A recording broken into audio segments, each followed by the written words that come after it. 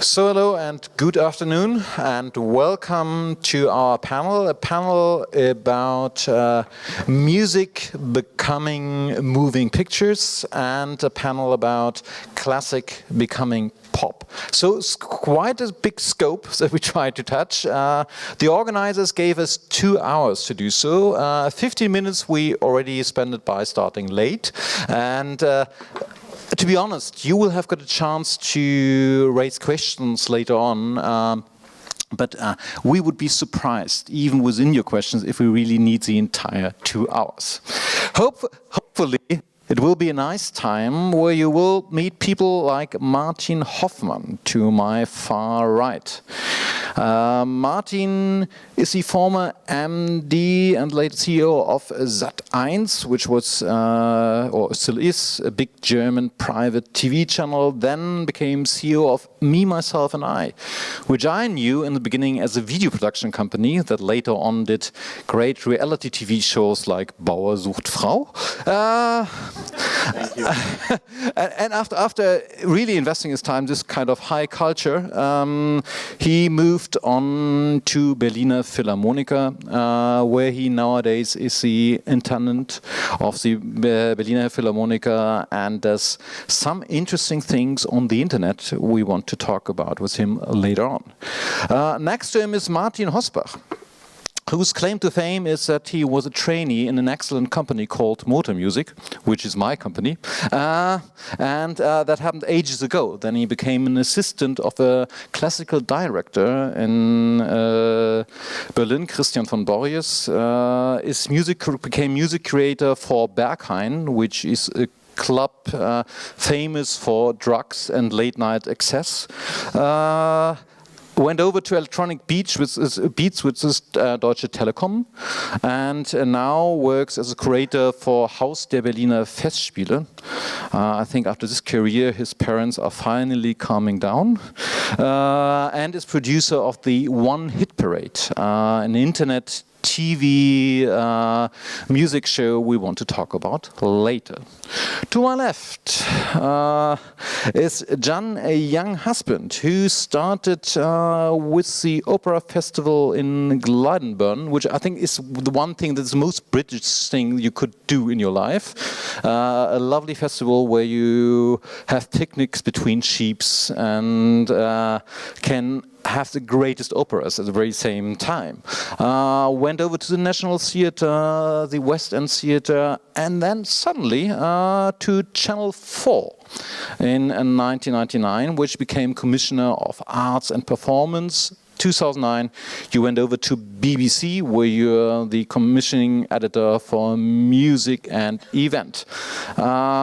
250 hours TV time produced by yourself. So we want to talk about that and this vast amount of music that you are working with.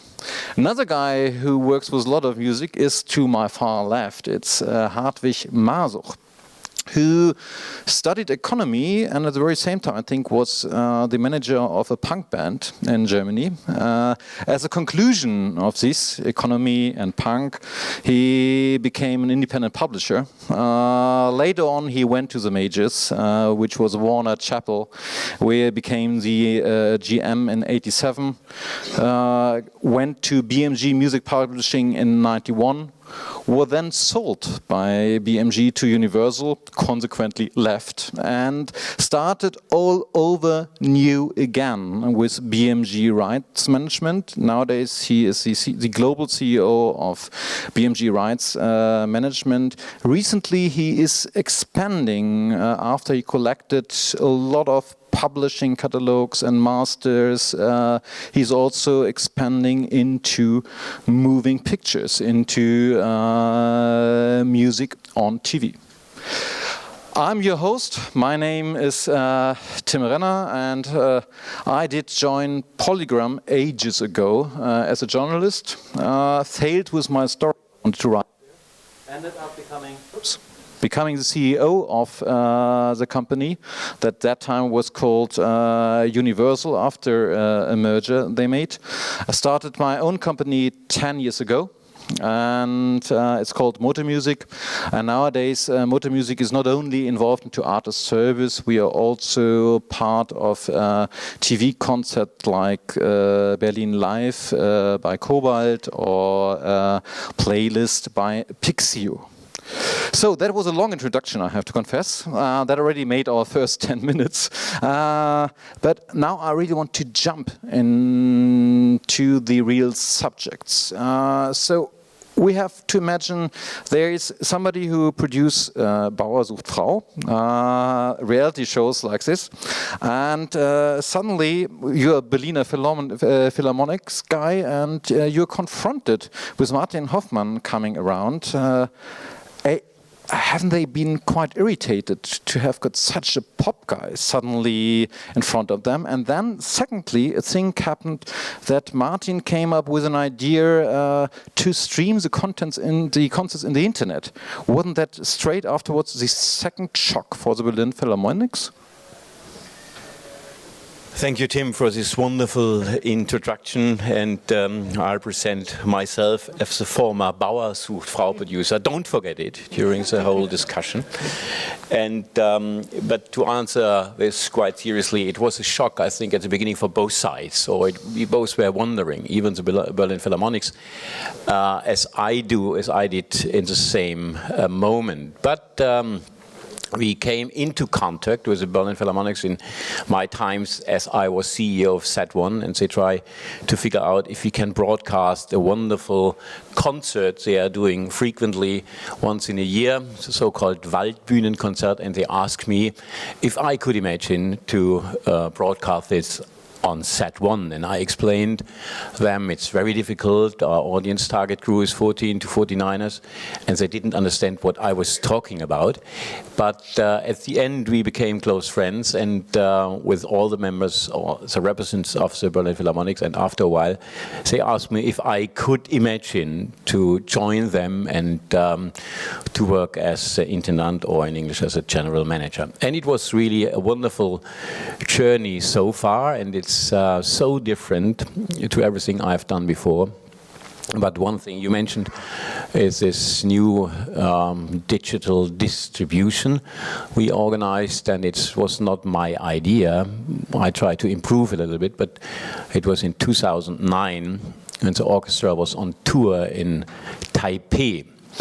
And this was a really wonderful moment and exciting and thrilling experience for all members of the orchestra, because we did at the same time, we did the concert in the hall and had an outside performance, a public viewing for more than 8,000 people.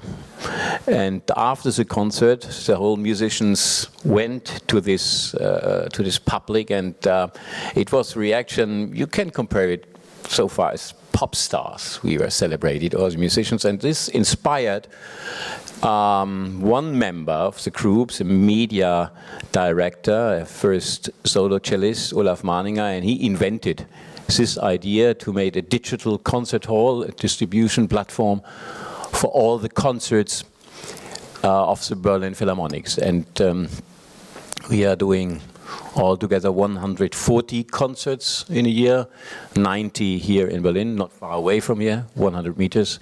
You can find our concert hall. And it was at the beginning a quite interesting experience, because everybody was so excited and so convinced that this must work from the very first beginning. And we started with one concert. And the discussion at the beginning was, should it be a paid content or not? And because they were Berlin Philharmonics, they always think it's impossible that you have not to pay for any content coming from the Berlin Philharmonic. And so they decided to make internet platform with called DCH, and you have to pay for every concert round about 13 euros at this time. And then it was at the beginning quite difficult, or not so easy, but to be quite honest, since 1.5 years, we have something like a turnaround. We have more than 16,000 subscribers. They all have to pay. You can have a 12-month ticket or 1 month ticket. And we have now in the archive more than 200 concerts That means it's kind of a repertoire of the whole Berlin Philharmonic repertoire. And it becomes more and more successful because we add, in the last time, all the concerts coming from Claudio Abbado. We bought the rights back. We have all the movies we did as Berlin Philharmonics. So far, maybe you know it, Rhythm Is It, or Trip to Asia. It's also integrated. And that's it for the moment, and we are quite happy that also in the economic point of view, we could say this, the turnaround is upcoming soon. So it's accepted by the audience, it's accepted by them to pay, but why do you limit it to the internet? Like if you look at the Metropolitan Opera in New York, what they do real successful, still doing, is simply to broadcast it to cinemas. And this is a success story even here in Germany. People are, it's kind of cute nearly when you're going there, you see people dressed up like going to the opera, having their little champagne in their hands and joining in a kind of sacred way the cinemas suddenly.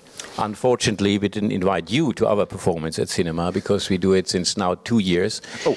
And we do it in Germany with more than 70 cinemas and Europe-wide altogether. It depends on the program and on the conductor, but close to 120 cinemas per concert. But it's difficult and it's different. If you see an opera, you have a scene, you have actors, you have so other emotional moments, and it becomes more. It's difficult only to have a concert, a classical concert, and so we decided to do it 4 times in a year. We are now in our 3rd year, and we see it becomes relevant, but it's not. We are not at the end of this way, but actually we see it's an alternative or additional way for our distribution. Hey, you really should invite me. If you do, I will not mention... You are invited. I will not mention Bauer sucht Frau again, so promised. But is there a new role also of the cinemas coming up? Becoming some kind of venue, because like yes, opera is something like a play, but also pop concerts already happen in cinemas. Fantastische 4, German hip-hop band, did in 2010, supported from Fraunhofer Institute, a direct 3D screen into I think 21 cinemas, and now also a whole movie comes up of the Wacken Festival, which is the worldwide biggest metal festival, happening in 3D and trying to make why 3D. This really like a venue, like your concert hall around the corner. Can you imagine that this will be part of your future? Yes, and by chance we made a 3D movie for cinema 1 year ago. And we have it international in all cinemas, and it was a journey to Singapore called, and it was a 3D movie with this technique to make a real good result on screen with our music. It was not so easy. We were not totally convinced, and it didn't fulfill our wishes, how we should be broadcasted or how we should be shown in a movie. So this is an experience we made, and we were looking what we can do in this direction, but it's not on the first thing we are looking for. We are more looking to all the social media channels and activities. We are very, very strong in this field, and this is actually what we are looking for. And but let me say one thing to the atmosphere in the cinema. If you hear concerts, we are doing it very close to the venue, 50 meters on the right-hand side at the Sony Center, and it's so we are neighbors. The concert hall and the cinema is very close together, and what we see is we have the same atmosphere and the same people coming to cinema, and with the same attitude. They are really celebrating it. But you have to deliver further content. Only to do a one-to-one transmission of the concert is not enough for this venue, for a cinema. And so we do additional commentaries, we have interviews with conductors and soloists to explain formats and programs, and so on and so on.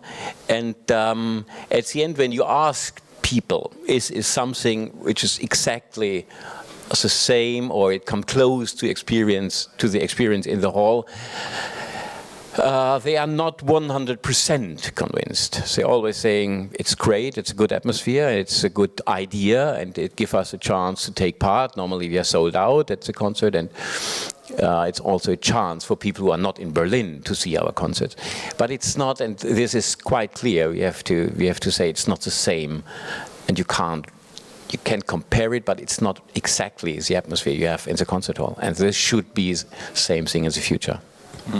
Even though 3D might help, the director of photography who did your movie, that I know, did also this Wacken thing, and there you can see like how much the technique already progressed.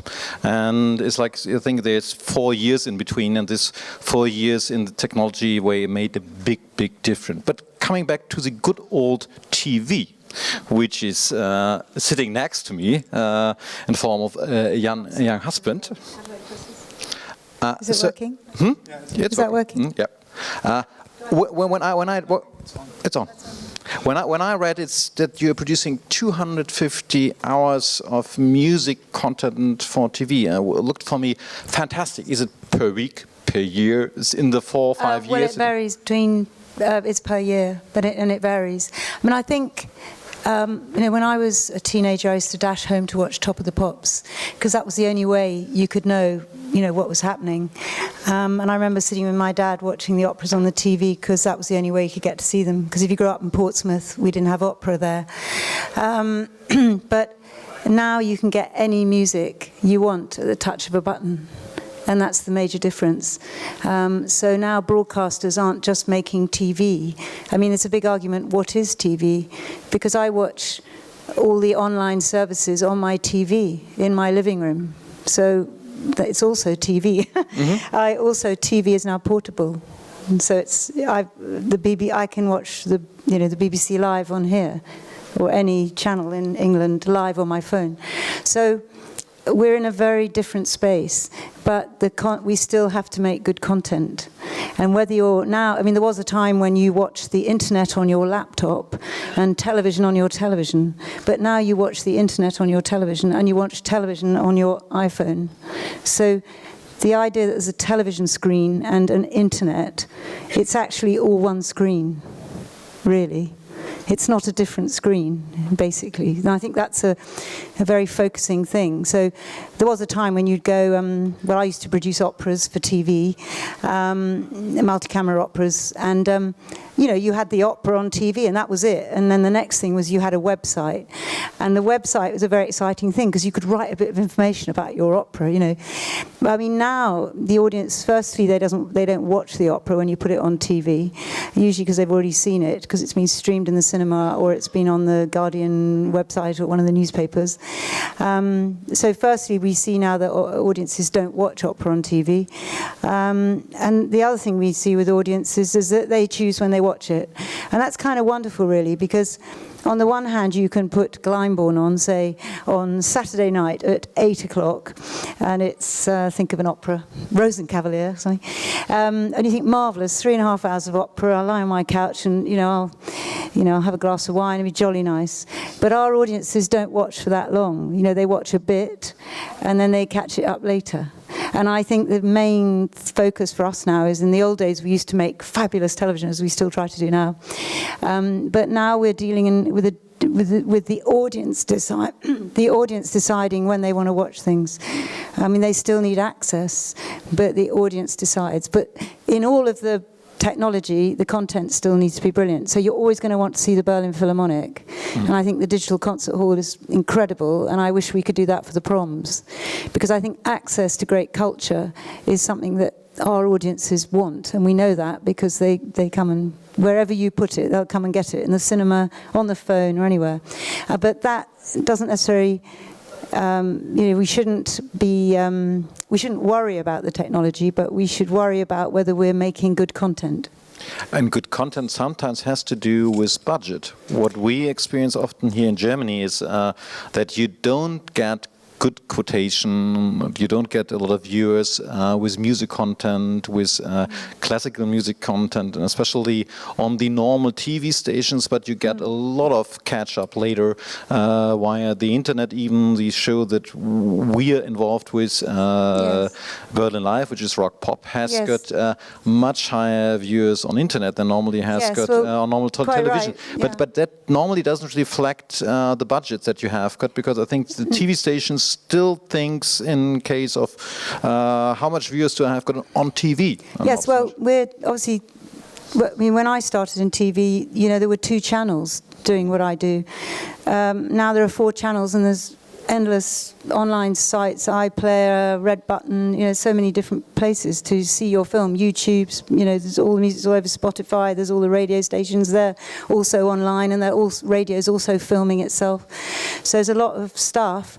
But for instance, in the case of the BBC, we are, instead of having to fund 2 channels, we're funding 4, and we're funding all the online and all the websites and everything else for the same money.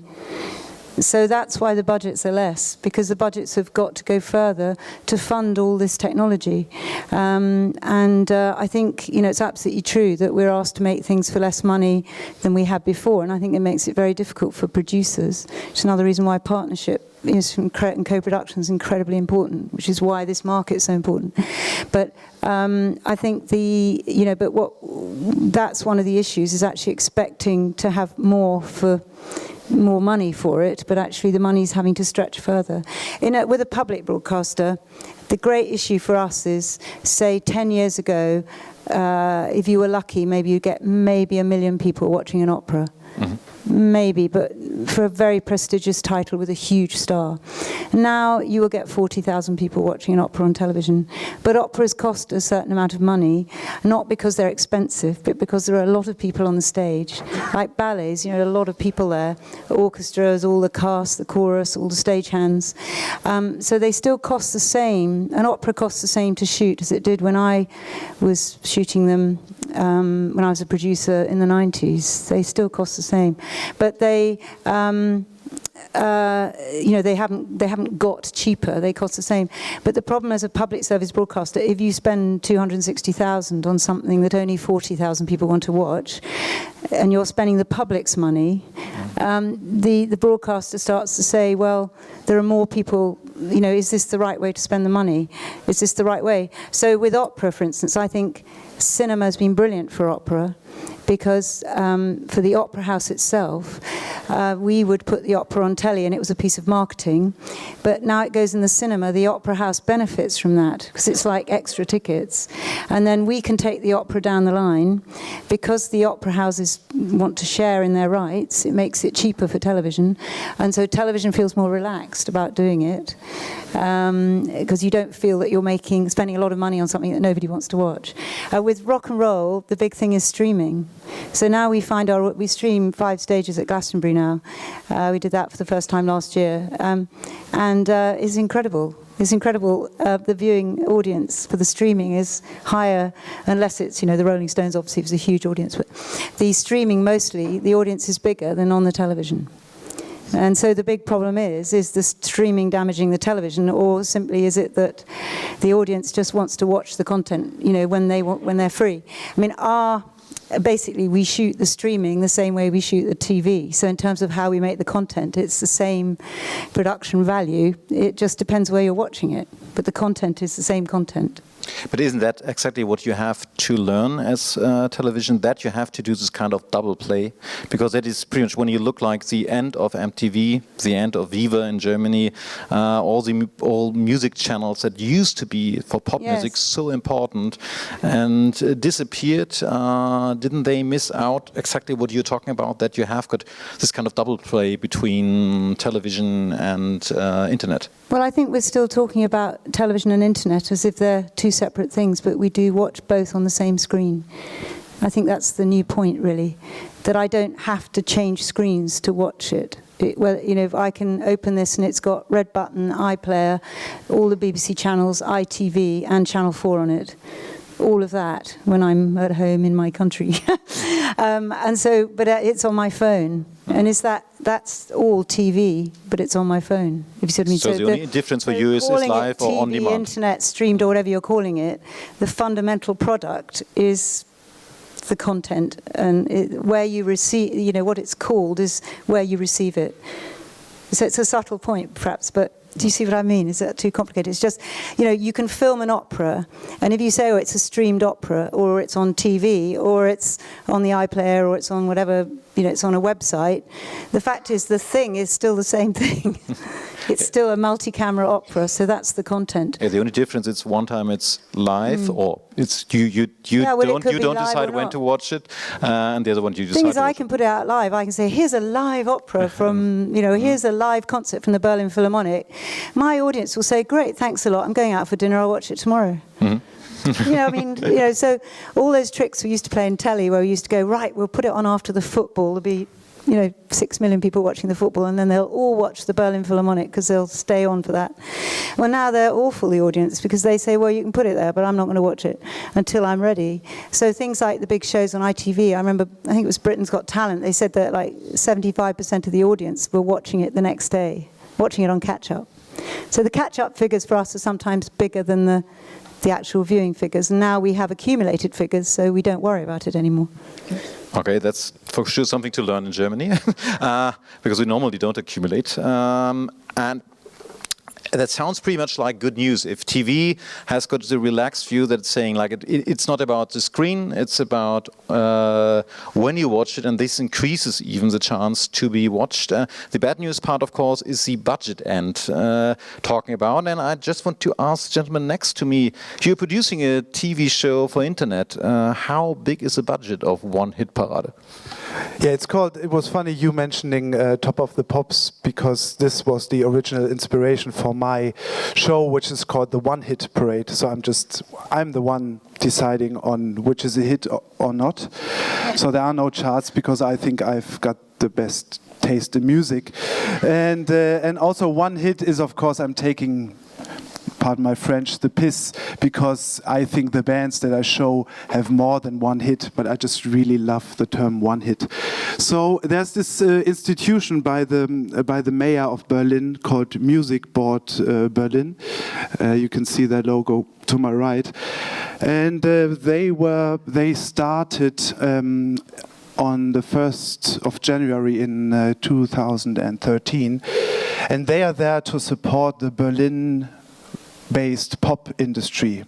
Pop industry means you can apply for funding if you're a musician, you can apply for funding if you're someone like me who just deals in ideas, you can apply for funding if you're a label. So, and only through hearing that they were there, I thought, okay, what can I do to help the Berlin-based musicians, so they don't have to be German, they just have to live here. What can I do to support them?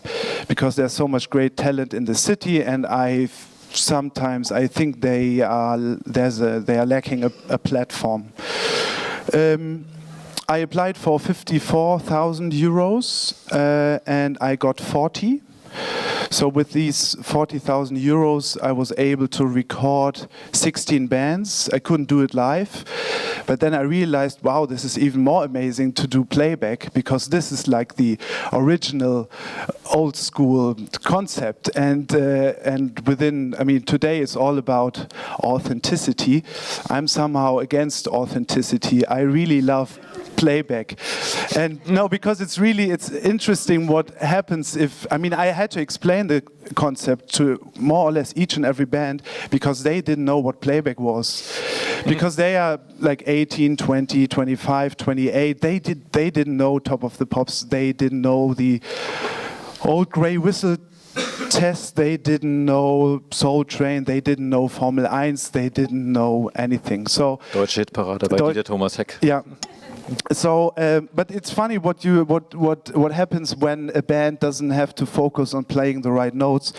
They somehow they focus on the performance and and on the props, and also of course and some really got the concept, and there was one saxophone player who was playing when there was no saxophone, and this is what I always found so hilarious back in the days, because you could actually see whether someone was trying to play the correct notes, or if someone just couldn't be bothered, if he or she was maybe more interested in looking good. So I got 40,000 euros. With that 40,000 euros, we recorded 16 bands.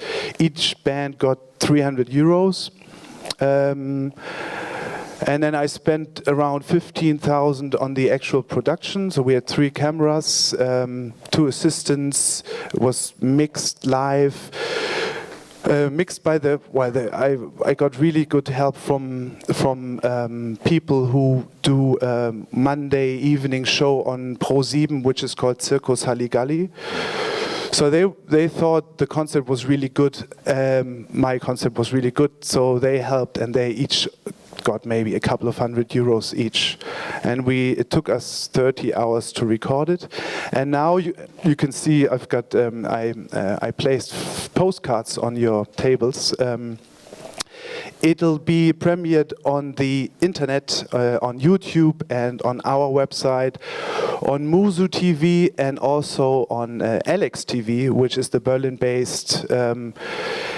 I don't know what the correct English term is. It's like a free public TV. Yeah. So the premiere will be next Saturday.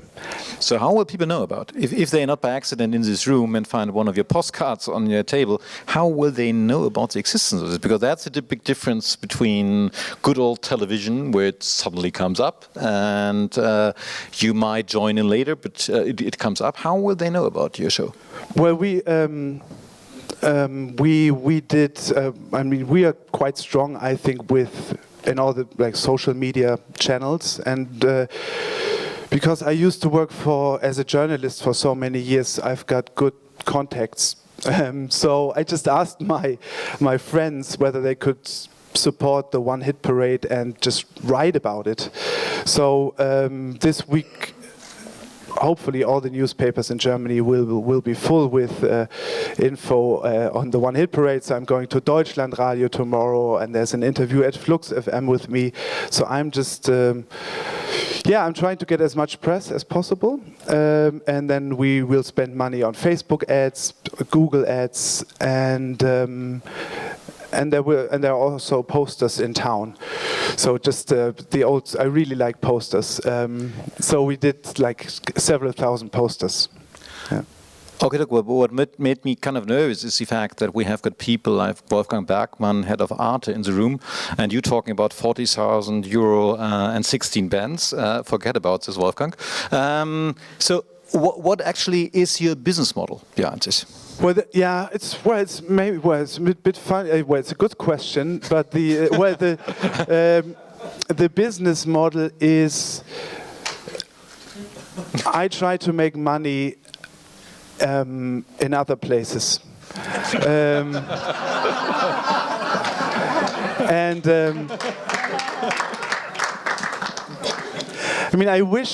I wouldn't mind being on TV or on the internet and getting properly paid for it.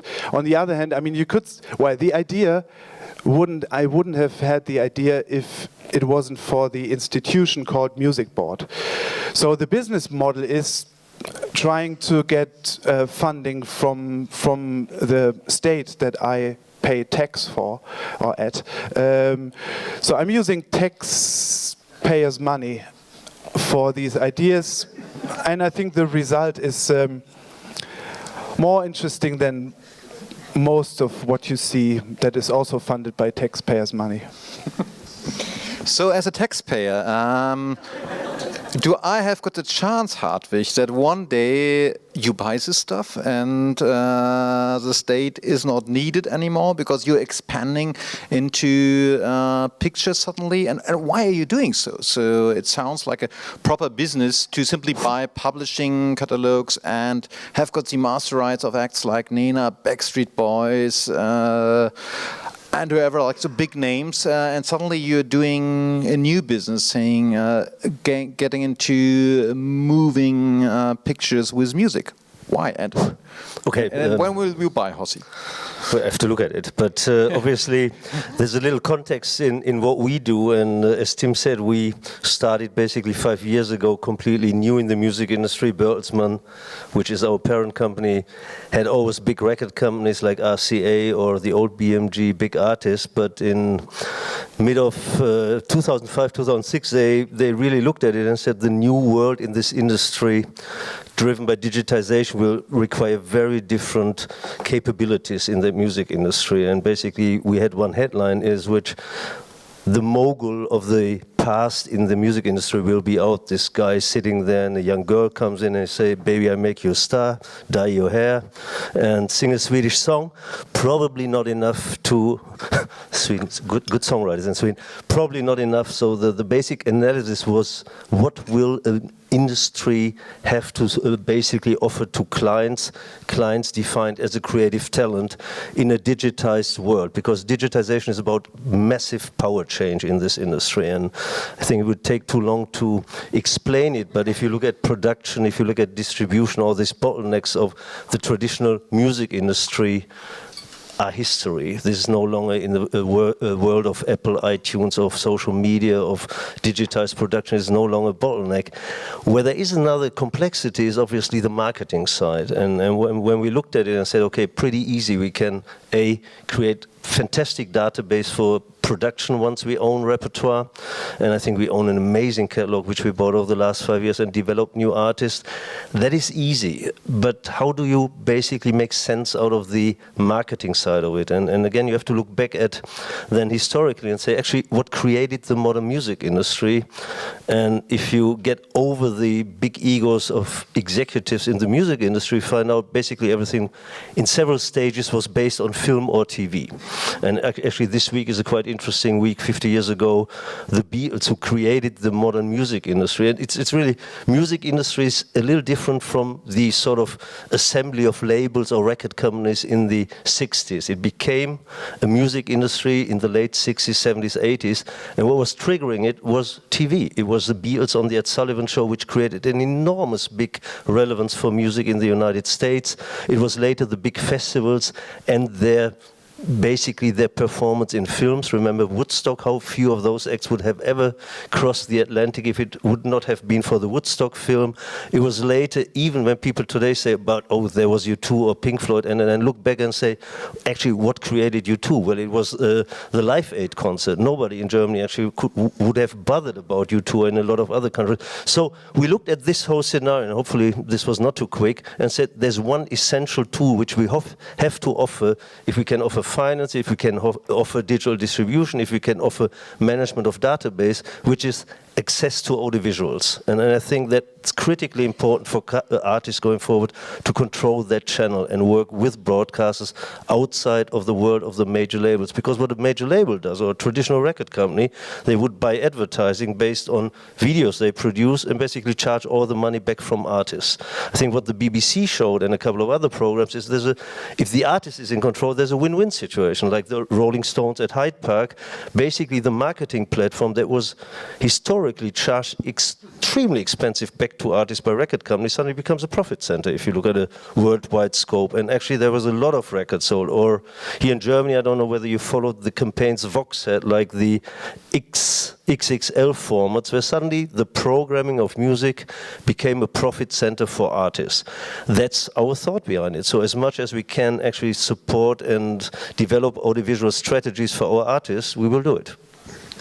Okay, but if I understand your business model correctly, like in the field of music, you say like the creative person became much more independent thanks to digital, because suddenly the costs involved into production are much lower. And now you're making the next step and saying the same pretty much happens also with visuals, getting cheaper if you work cleverly digitally. So like all the labels, the traditional labels are kind of shivering nowadays when they hear your name or the name BMG Rights Management. Will the same thing happen to a lot of guys here who are now into TV production and have got Hartwig and Bertelsmann coming around, getting into the business? No, actually, I mean, we have no expertise in TV production. So, well, some of our sister companies have, but obviously we team up with TV producers. But what they need is then the buy-in of the artists we work with, and rational budgets, and what we always offer to artists, which is very important, is ownership. We are not insisting on ownership. So I think what the production industry, whether it's film or TV, will face is a little the same pressure points that the music industry experienced over the last 20 years. That the power will change a little bit. Some of the clients will get more important clients, not being maybe the broadcasters or big production houses or the big studios, but the creative talent behind it, the directors, the producers. I think they will get much more leverage in this industry than ever before. And also new channels will come up. Like, how do you view new independent channels that develop very fast on YouTube? Like, for example, one is based in Germany and is the biggest one in Europe, Mediakraft. Just a few kids from Cologne being extremely successful and making a lot of money also for the artist by doing so. Is that then one key tool for you as a new turnover of the future?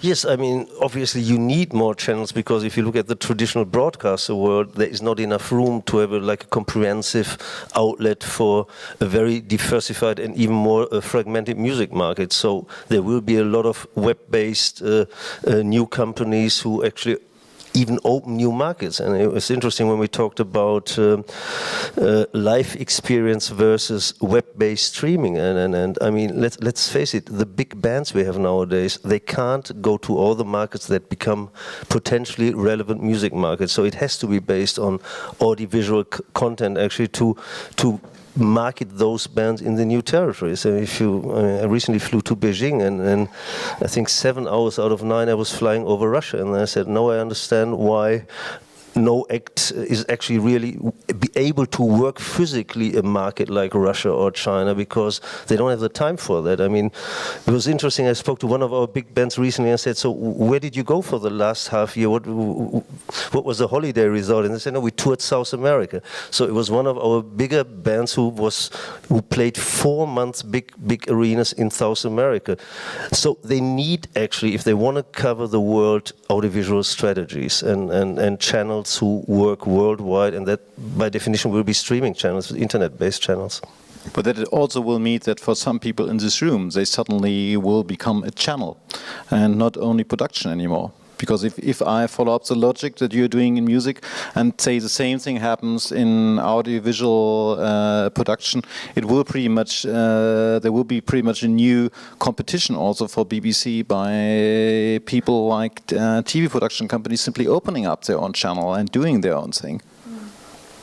I think that's true, but it's not so worrying. I think it's kind of great because it's access, isn't it? I mean, I think the thing we face mostly is just making good content. I mean, it's different with rock and roll because obviously bands now are very wealthy. There's a huge audience because the audience that grew up with the Beatles and Mick Jagger are now 70, like they are. So you've got this huge older audience who still tip up at Glastonbury, and you've also got this very young audience who think that if it's on telly it's already old news. I mean, 16-year-olds tell me that, I say, do you want me to bring back Top of the Pops? You know, they're not interested in the chart. They say by the time it's in the chart, they've already got it and it's old news. Because the traction for young people is to get it before anyone knows about it, to collect it on their phone and go, yeah, I bet you haven't got this, you know. That's what they're into. They don't really care about what's number one. Whereas the way Top of the Pops worked was by the audience, the audience created Top of the Pops by, buying the albums. But it's different. The market is different now. The bands, the bigger bands, the wealthier bands, make their own films because they want to own the rights. Mm-hmm. But actually that works to our benefit, because if they own the rights, we can maybe get it for a little cheaper, which helps us because our license fee's been frozen. So we don't just have more money, you know, even if we wanted to have more money, we don't. But the bands are saying now, we don't need you, we're rich, we can hire a film director, we'll, you know, Beyonce made her own film, Coldplay made their own film. We invest in those films, we buy the rights because we believe it's our duty as the BBC to make sure that we deliver to our paying audience the best possible music that we can get for them. So, you know, when the Rolling Stones were at Glastonbury and in Hyde Park, we knew that we had to do both, you know, that our audience would want us to deliver both for them. You know, in that case, you know, we were very actively involved, but at other times, you know, we work with the Rolling Stones a lot, say all these big bands, but they like to own their films now. They don't want us to own them. The rights issues for us are in some ways more complex than ever, and in other ways rather great, because in a time when everyone's struggling for money, if the band is prepared to put some money into their own film, that's jolly good. We then have a problem because what you can't do in broadcasting is let a rock band make a film about themselves and put it on television when their album's being released, because that is marketing. You know, that's an advert. And so we have to be very careful that the album goes out and then the film goes out later, so it's not promoting the album. But I think we have to be realistic that big rock musicians and, you know, the mostly bigger musicians, they're coming through in promotional windows, and television is part of that. And along the way, they're very generous to us because they give their time to take part in documentaries. And, you know, that element of content is, I think, where the heartland is for our audience anyway, whereas the performance is available everywhere anyway. So we're not so worried about the performance, we're more worried about the journalism of, you know, the unpacking the stories of how great music is made. I think that's what television really does well. If I'm traveling to the UK and I'm talking to people who could be my parents by age, and you can believe they're pretty old then, I find out you can still talk with them about pop music. So like when you have got a 70-year-old cab driver, he still knows about the new Damon Albarn record, which is totally different to Germany, where the generation of my parents had to decide when they were grown-ups to get rid of rock and roll and pop. And if you're well educated, you go into jazz and classics, and if not that well, you end up with Schlager and Volksmusik. But there the interest still goes on. Is it that in UK the people don't differentiate that much between classics and pop? If you went out to a club in London, you find the parents out with their teenagers.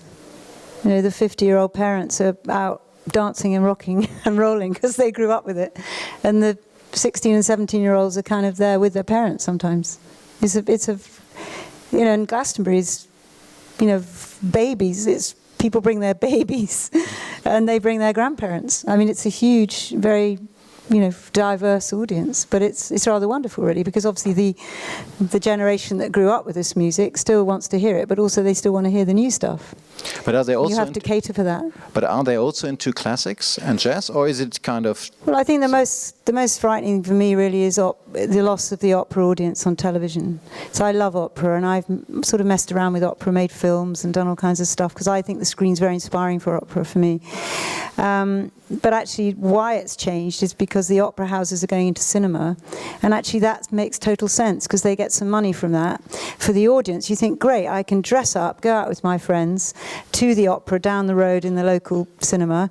I can have my glass of champagne, and I can have the effect of a night out at the opera. I can see the Met, or I can see, you know, these Glyndebourne, whatever.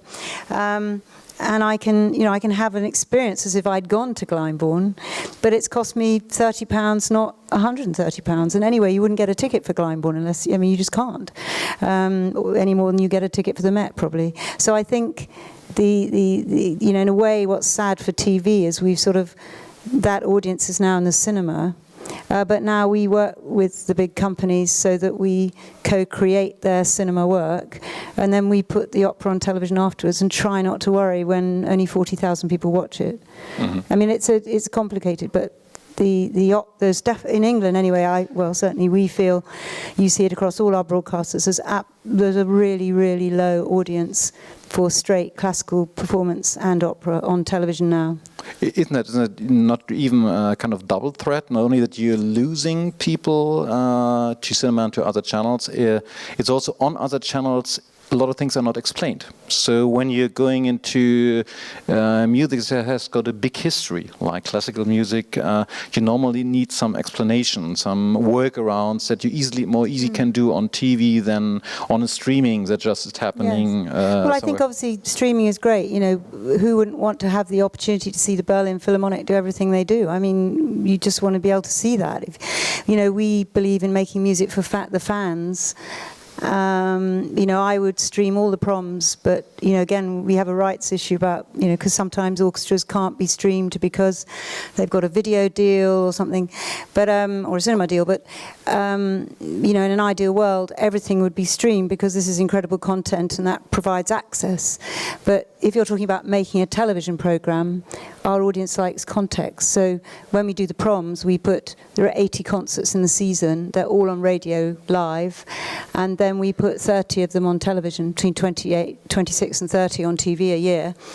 And last year we decided to give them a shape, because our audience said, well, they're just 28 concerts and they kind of pop up. You know, why that 28 and why not this 28? You know, well, how do you choose? And I thought, well, I don't choose. I choose with all my colleagues. Obviously, it's not just my personal choice or anything. So last year we decided to theme them. So when you turn them into proper telly, the audience recognises that. So we said, okay, Thursday nights are orchestras of the world. And we had a narrative that ran through the Thursday nights. And the viewing figures went up and everybody noticed them because the audience thought they were going to get a story, not just a concert.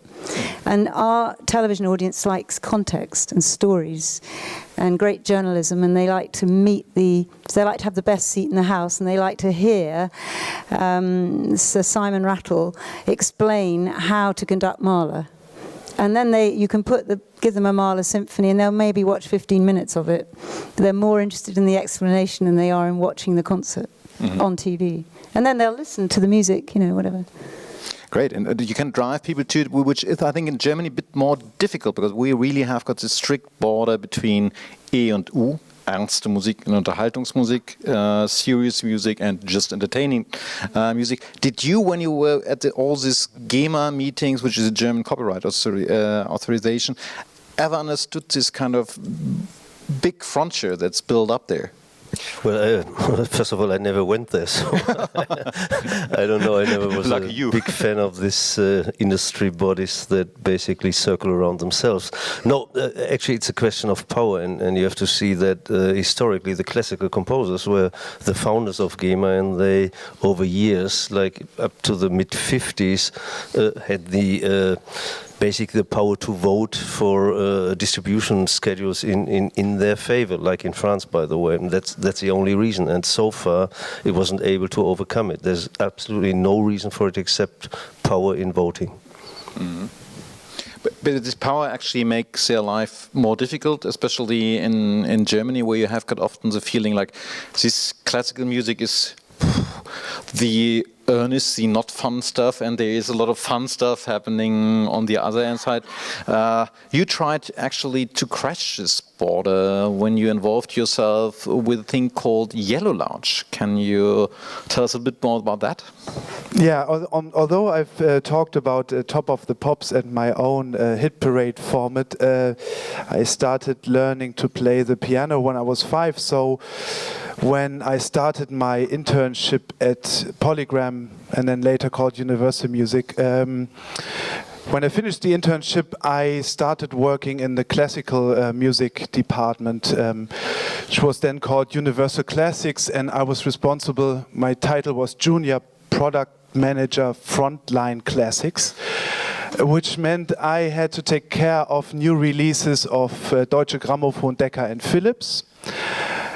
And there was one guy in Sweden called Ruud de Sera who worked at Universal Classics International marketing department in London, I think at the time.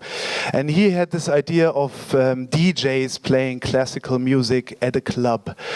So right before I finished my internship and started working as a junior product manager, Frontline Classics. They had an international meeting in Vienna, and there they had the first Yellow Lounge, and that was it. And then my boss, Christian Kellersmann, who was head of the jazz and classics department, asked me whether I wanted to develop that concept. And I was already a DJ playing records in one or two of the cool clubs in Hamburg, and I also knew a bit about classical music because I had always been playing the piano. So we started renting small venues, and then it was me and another friend playing classical music, and that was more or less it. It became quite hip at the beginning, and there was an article in Spiegel, which is the biggest German weekly magazine, and there was a sort of buzz around us playing classical music at a club. But there was really nothing more to it. And then we decided, okay, maybe we should have artists playing in between the sets. And that was a turning point. I think the Yellow Lounge became more popular. And then my story ends already because I couldn't stand working anymore at a big major record company, so I left. And when I left, the Yellow Lounge became even more successful. And today you've got the Yellow Lounge, I think maybe, well, not every month, but maybe every 2 or 3 months in like really the coolest clubs you have in Berlin, like Berghain or Cookies, and you've got between, I don't know, maybe 500 and 1,200 people coming there, and the audience is quite young. Quite a few of them I don't think go to the Philharmonie, although, I mean, I would always advise anyone going to the Philharmonie.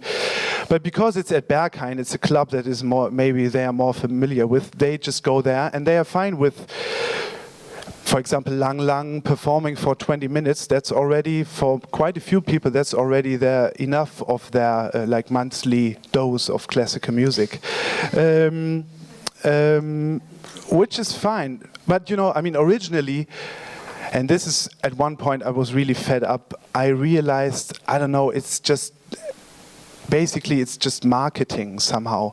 And I'd rather have someone explain to me why Debussy and Ravel are great composers maybe in an inviting way. At the end of the day, I don't think that the 1,000 people that go to Berghain maybe and see Lang Lang play for 20 minutes, I don't really know if they then go out to Dussmann the next day and buy Lang Lang's new, in brackets, boring recording of, I don't know, again, the same Chopin or whatever.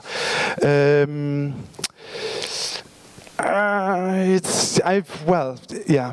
At least it's, but I would be more positive. I would say at least it's a starting point that people get confronted with it, that classic culture goes into clubs, so it's moving towards where the people are. Do you have the same thing at the Philharmonie, that the Philharmonie is moving more towards people who come out of another context? I know that you have got some activities going there. No, we do it since years and years, I would say, but there is a very special situation we are really focused on. It means a concert, our concert hall. You can do the best concerts in this hall, and it's the best quality and the best. So although the whole venue is so exciting and thrilling, so what we are doing is try to make free or to improve the access even for young audience. That doesn't mean that we don't go outside. We are every 1st of May we doing the Europe the birthday concert of the Berlin Philharmonic, founded in 1882, and we are going to very different, very exciting venues all over Europe. We are performing in Oxford Library or in Athens, in very, very surprising venues. But the most thing we are actually organizing, the most important thing we are organizing is that we try to get the younger audience into our hall, or to make some offers outside which are related to our music and to the hall. We have done since 10 years this wonderful dance project. Simon Rattle founded in 2002, and this was really, every year we had 3,000 young pupils and students in this hall with 120 dancing students on stage. And now we have a new project called Vocal Heroes, which is going outside in different parts of the city and try to collect some young singers, and that the goal is that they are able to do a concert together with the Berlin Philharmonic in the venue. We are doing family concerts in the hall, and this is a very, very thrilling moment. If you're sitting there, you have 2,200 seats in the hall, and only 1,100 are really taken. And I was asking what's wrong with this concert, and the reason why is because the younger people are sitting together with their parents, and only one seat is taken, even when these are two persons. So, and we are doing so-called concerts going outside in different social hotspots, like in prisons or we are doing concerts there, and so it's a lot of wide range of activities to make an offer for this next generation, even when we know it's not so easy. What we don't do is to make our music or our content or what we think what our music should be we don't reduce the quality. We think the music must stand for with their own quality they have, and don't to reduce, make bits and pieces and explaining interruptions. So we have a certain kind of culture in the concert, and we try to get people, the younger generation, to find what the procedure is and what the structure is and what the content is, to give some expectations, to make it easier, but we don't disturb or change the content itself. Which might be one of the key messages here, and maybe also a little way to sum things up here, where we have got the message from Martin 1, saying focus on the content, focus on the quality of your content, go where your possible consumer is, wherever he, she is. If I reach them via the nets and streamings, or if I have to go to a prison to play there, go there and do your high quality content. I understand Martin Hossbach, that you have to simply just think out of the box, that you have to dare things. If it's an idea like the Yellow Lounge and picking it up, if it's an idea like the One Hit Parade and getting state subvention for pop, just dare it, try it, might work. And I understand you with your clear message, it's not about different devices, it's one screen at the end of the day, and the only thing is that there are more possibilities, which is good news. If we end up, I think with Lang Lang, I'd like to say something about Lang Lang. Can I say something about Lang Lang? I mean, I think Lang Lang's extraordinary. He came to do Beethoven in the Royal Albert Hall, and the audience was just a completely different audience to the audience that we would have in the proms. But the newspapers in England said, no, he can't really play, you know, he's not very good. And I think there's an appalling snobbery in classical music. And I think we all need to just stop it, because you know, there are a lot of people who'd love to go to the opera and can't afford a ticket. A lot of people would love to come to the Berlin Philharmonic and can't even get a ticket, and they're not even sure if they, you know, in opera, if you want to spend £200 on a ticket for something you might not like, that's quite a big deal. And I think what cinema has done for opera is allowed people to come. You know, you don't have to dress up, you can if you want. So it sort of opened it up. I completely agree with your comment that the content needs to be good. But when you've got sort of part of your audience who knows that Lang Lang's arpeggios aren't quite smooth, and okay, fine. And then you've got another half of that audience who don't know that and are just enjoying the music. And I think we're so lucky now that we have these exciting artists. When I was a child, I used to watch music on TV all the time. That was the only way you could get it. It was fantastic. And I watched Horowitz's last concert in Moscow, and he's playing that C major sonata, you know, the one, da, da, da, da, da, da, that one, that we all did for grade 8. And I was doing my grade 8, you know, I thought, oh, I can play that. Do you know what? He played wrong notes. Well, I'll tell you something. The reviewers didn't say, oh, bloody Horowitz, he can't really play, can he? But he played wrong notes. And then George Schulte, who I work with, just one anecdote, told me this great story. He said that he was at that concert, and he went backstage after, and he said to Mrs. Horowitz, it was very good, he did very well, there's pity about a few wrong notes. And she said, my husband does not play wrong notes. But I think, you know, so I think that we are very lucky. We have some very young, brilliant artists who do communicate quite spontaneously to the new audience. But the trouble is, if they're popular, if they're seen to be popular, we put them down, and I think that's a terrible mistake for our audience. And we've got to stop being posh about it and let people in. So I add one thing to your message, which is like, don't be arrogant, embrace classic becoming popular, even though it might not be what some people expect in technical ways. The key thing is that we get new people into the music and start them to make. We need a young audience, yeah. And I mean, sometimes I go to classical concerts. I won't say where, but there's no one in the audience under 50. And I find that really sad. I love classical music all my life from a child. And and you notice that the audience is very old. So if Lang Lang comes and there's a 4-year-old there, I think that's right. We shouldn't be criticizing his playing and putting people off. Thanks, Jen. And what I understand from Hartwig is that he's pretty much focusing on the creative person behind it and is trying with his setup at BMG Rights to take every chant that is there in digital and things suddenly becoming cheaper to make the creative acting independently and is expanding this to also visuals, to moving images, because this is a key way of communication. So thank you all 4 of you so much from my end. This was my part on it. Now it's your turn, ladies and gentlemen. We are still up here for the next 50 minutes to be able to answer your questions. So of course you have got plenty of them, and now it's you. Thank you.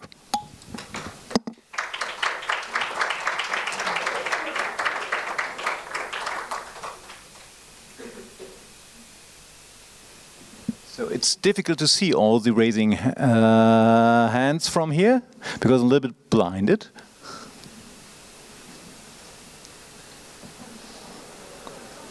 So if there are no questions at all. Ah, okay.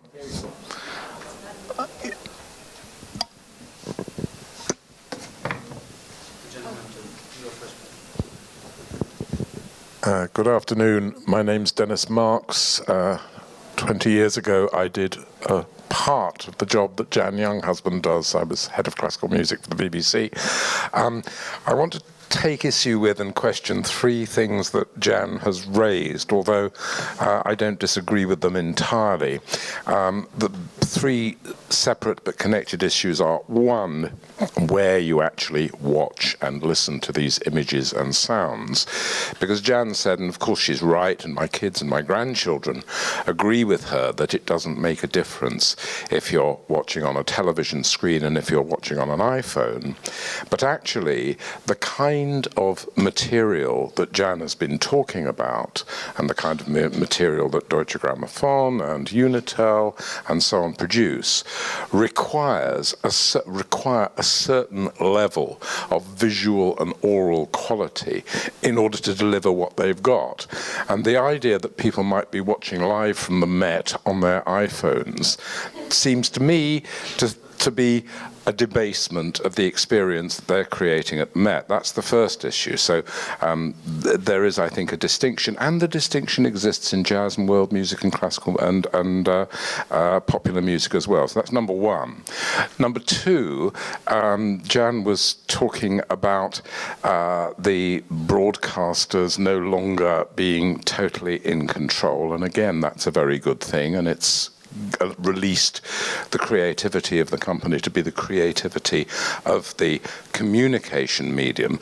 But what it does at the same time is reduce the level of ambition of the broadcasters, and particularly those people who fund, we're going to be talking about this tomorrow and the day after, who fund the broadcasters. So that looking at the Avant Première over the last 2 days, I have been rather surprised by the low level of ambition, not in terms of the way things are made, which are, you know, more skillful and technically better than ever, but the range of what's covered.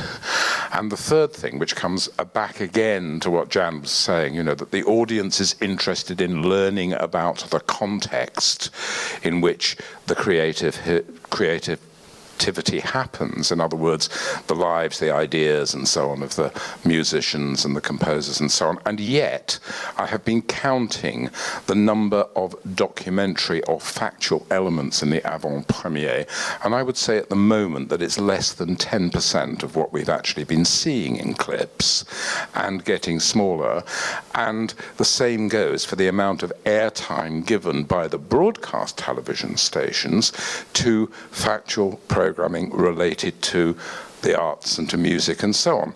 So my challenge to Jan is to say, how do you get what you say clearly the audience seems to want and need? How do you get more of it on the screen? What kind of battles do you have to fight?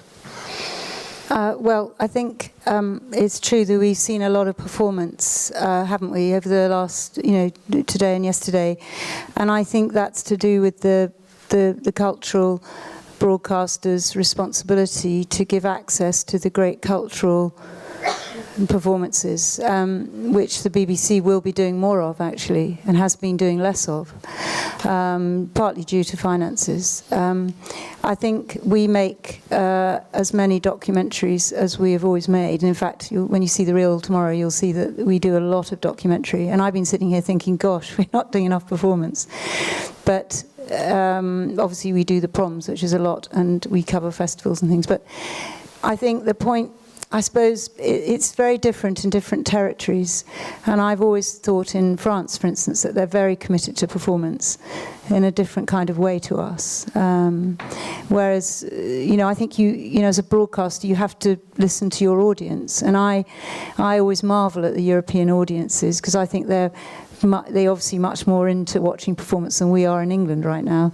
But I listen to what our audiences tell me they like, and I try and respond to that. And it's changed so much from when I was a producer and when, I worked for you, Dennis. I mean, it's changed so much from the days when you would put 4 or 5 operas on television a year and spend over £1 million on that. It's just changed, and the audience has changed. I mean, your first point about the quality of the content, just want to make it clear that we don't make things any less well because they're on streamed or not. I mean, the streaming is the same as the television. It's exactly the same quality. The one thing I've had to do in the last year is, because of the budget cuts, which everyone's had, is to insist that there are proper sound people on our films, because I think the danger of the lack of money is that people double up. They double up their staff, and then they go out on shoots without proper sound people, which is really horrifying to me. I was doing the same thing 20 years ago as you, which is fighting to get proper sound people. But just on this issue of the quality of the image, I am not. In this, I'm not criticizing the broadcasters. I said the images, the actual quality of the filming of the clips that we've seen so far, I think has been very high. What I am concerned about are what the kids are seeing on their iPhones at the other end. In other words, if you can manage to persuade them to tune into something that is actually of the classical or world music or jazz content that we've been seeing, what are they actually going to see? They're going to see if they're watching it on their iPhones, a horribly diminished version of it. No, No, I don't think if I so have at got a all. chance to intervene here before this starts an endless dialogue of BBC versus BBC, I also want to bring one point in there. Like it's historically given, you have to taking account how records sounded when Emil Berliner invented them.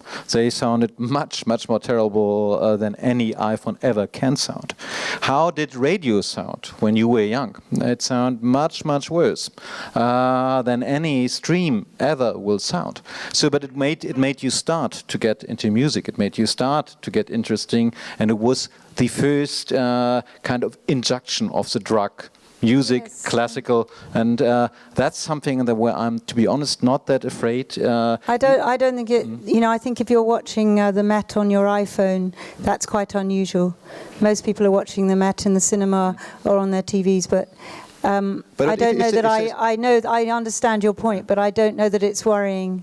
I mean, I'd be absolutely delighted if my 18-year-old was watching the Met on his iPhone. It would be a miracle. But even if they start with the iPhone, they will see like, hey, I'm not getting the entire picture there, and that will make them end up at the end of the day in the cinema, which is a good really first step. I think access is the thing. You know, I mean, my son used to watch Friends from the American TV series on a Japanese website with Japanese subtitles, and the picture was ghastly, but he just wanted to get the next series before we had it in England, and he could get it on a Japanese website. I don't know how he got it, but he did. And so that was about, I've got it before you, and that's where the world we're in with young people. I've got Jake Bugg's new single, I got it before you got it. It's not Top of the Pops anymore. So the next question. Yeah, thank you. Johannes Everding from Classica Television, a little pay TV shop in 26 countries for classical music. First, thank you for appearing for us and talking to us. I think that's always very interesting to get a little bit of insight, so thank you. Would you say, I understood your commentary about how the BBC developed and you can get television everywhere and there's no television anymore. Also the breakdown of the broadcasting system in the sense of the only unique holder of distribution audiovisual content? How do I see the breakdown of it? I mean, there was no chance before to get audiovisual content in your home or on your phone or ever if you didn't have a broadcaster because he owned the satellite, and now you have that access. And that's also the first clink in the armor of the broadcasting system. Well, I think the self-publishing is obviously the big news, isn't it? I know Channel 4 they do festivals as well, and they got the audience to shoot the concert, which I thought was a brilliant idea. I wish I'd thought of that. But if you go to a big concert hall, a rock concert now, there was a time when you were told don't use your phone.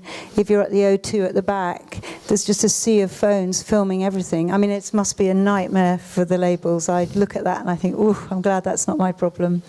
And then it all goes on the internet, and then they have people trying to take it all off the internet. But everybody's just going around filming everything on their phones. So that element of it, the self-publishing element of your experience is the new exciting thing.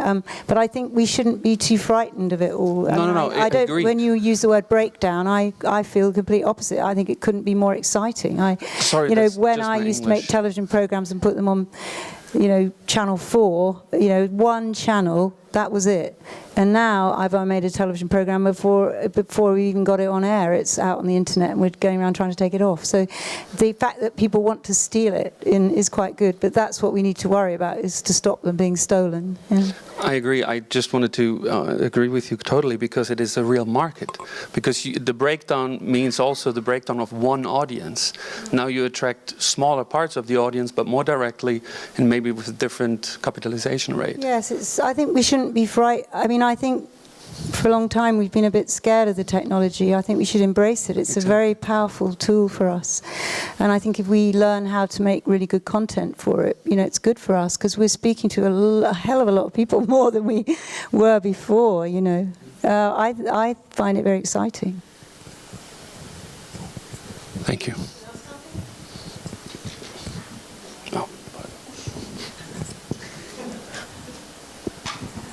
I was curious about the context of the one-hit wonder and all the web things on the internet. You haven't broadcasted anything yet? No, on next Saturday. Right. And what will attract the audience, you think, now before it's broadcasting?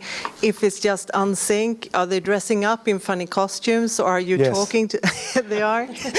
No, I think, I'm not kidding, I think I've got well, good taste in music, and unfortunately the music media or the music papers in Germany focusing on pop culture, they aren't that strong anymore. They're usually read by only by people who are 35 years and older.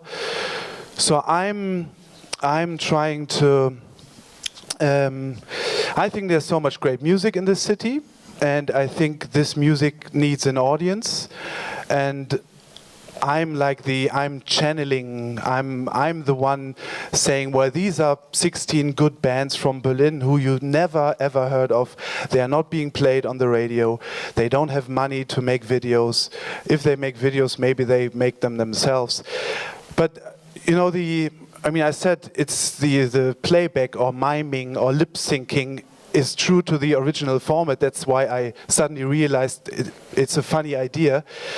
I would have liked everyone to play live, but this means an additional, let's say, I don't know, 10 or 15,000 euros maybe if you do it cheaply, because then you have to record the sound, you have to mix it. And also those young bands, some of them are quite nervous. So they were actually quite relieved when I said to them, well, it's not about playing the right note, it's more about please think how you want to appear on the screen, be it an iPhone screen or a laptop screen or on TV. And so it'll be, the premiere is on next Saturday, and then it'll be on the internet until the end of time.